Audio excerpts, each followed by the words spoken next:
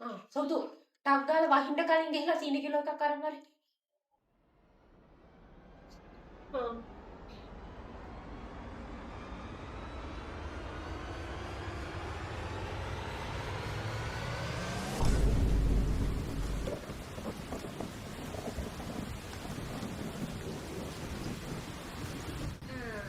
වයින්නානේ ඈ උඹට මං කිව්වනේ කියපු ගමන් කරන්න කියලා වැඩ.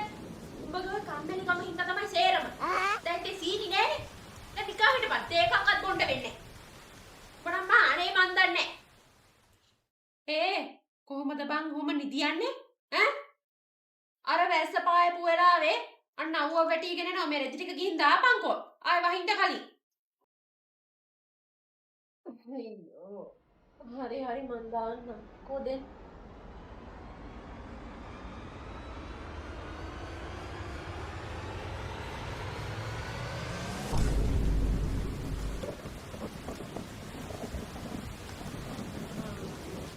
හරිනේ.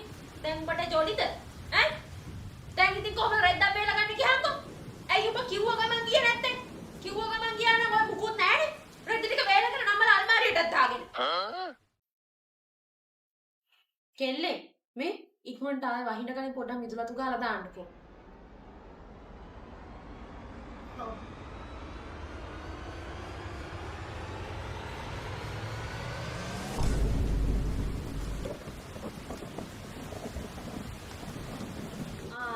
ආසැතිනේ.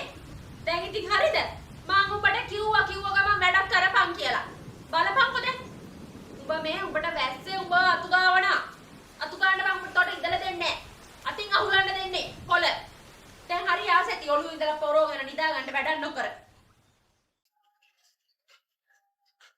සොතු මේ උඹ වැඩක් නැත්තම් ඔය වහින්න කලින් ගස් ටිකට වතුර ටිකක් දාපන්කෝ.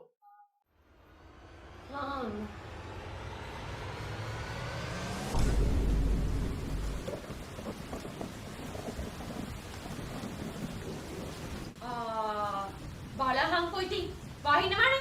දැන් කොහොමද ගියහන්කෝ ගස් වලට වතුර දාන්නේ? ඈ උඹ හැම වැඩම මග හරිනවා මේ වහිනකම් කල්ලාරලා.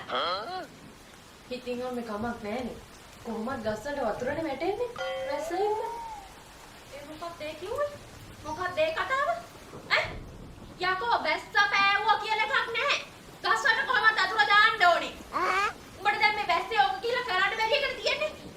ඈ මේ ගස් වලට වැහි වතුර හරියන්නේ නැහැ. අපි වතුර කියලා දාන්න ඕනේ. එතකොට තමයි මල් හරි හැදෙන්නේ. මේ උඹ පණ්ඩිතකම් කියන වැඩි ඈ මාත් එක්ක කට ගහන්න නේද? ඈ මට තලනවා බලපන්. මට තලනවා.